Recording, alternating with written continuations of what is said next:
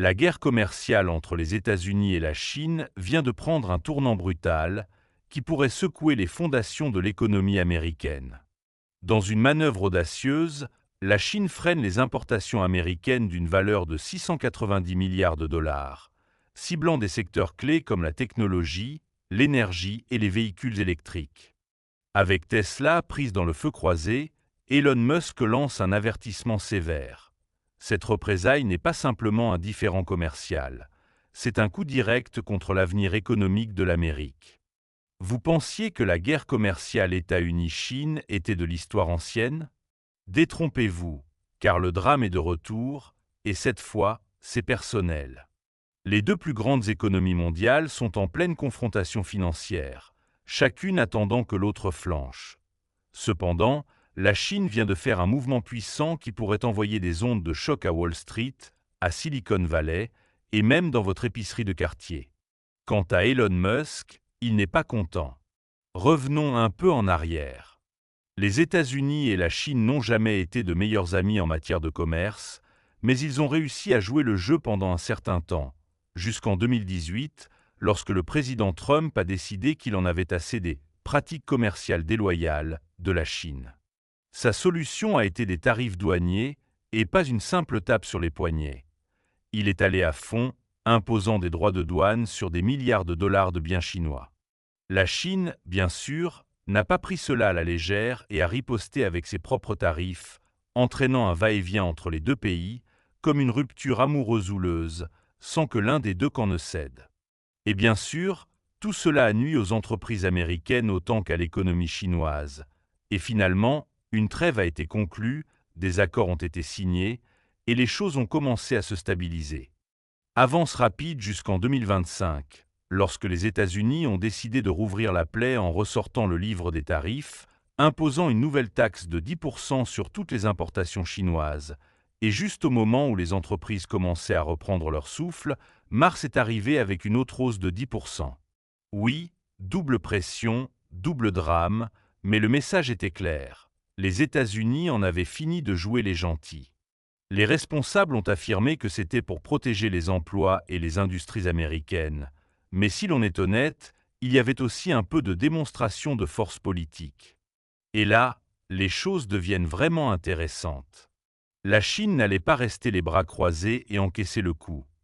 Elle a riposté de manière inattendue, en coupant essentiellement une énorme part du commerce avec l'Amérique, et elle n'en est pas restée là.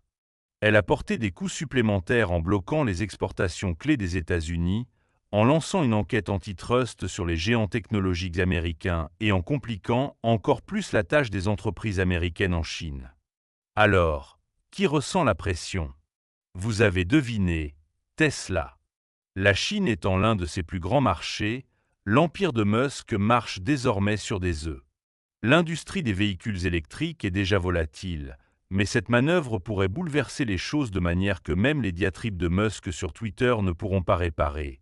Et apparemment, Tesla n'est que le début, car il ne s'agit pas simplement d'un tir de corde entre entreprises.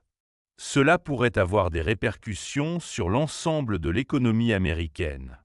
Les agriculteurs, les fabricants et les entreprises technologiques regardent nerveusement, tandis que certains experts avertissent que si les choses continuent d'escalader, cela pourrait aboutir à l'un des plus grands affrontements économiques de l'histoire moderne. Alors, que va-t-il se passer ensuite? Eh bien, c'est la question à 1 milliard de dollars. Les États-Unis vont-ils céder, ou la Chine va-t-elle pousser encore plus fort?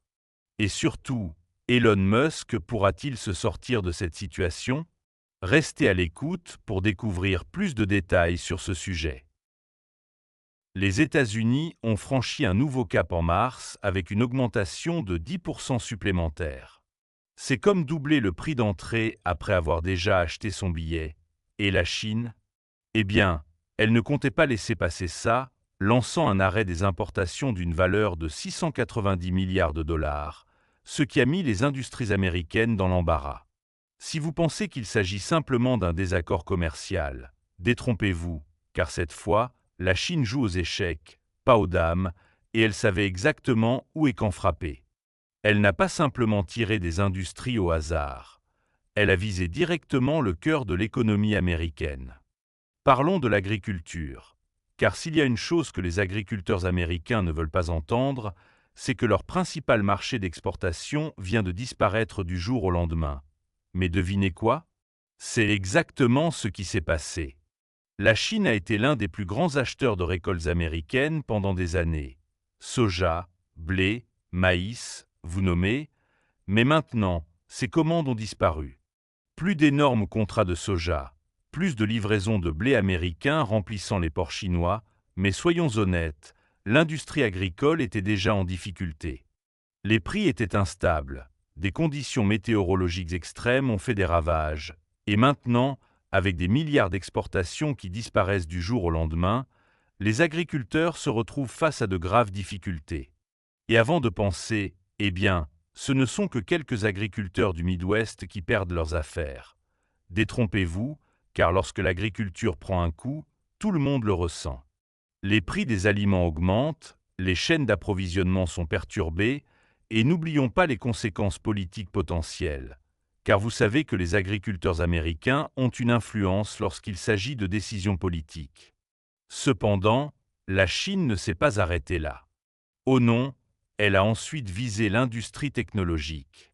Nous savons tous que les États-Unis dominent dans le domaine de la technologie.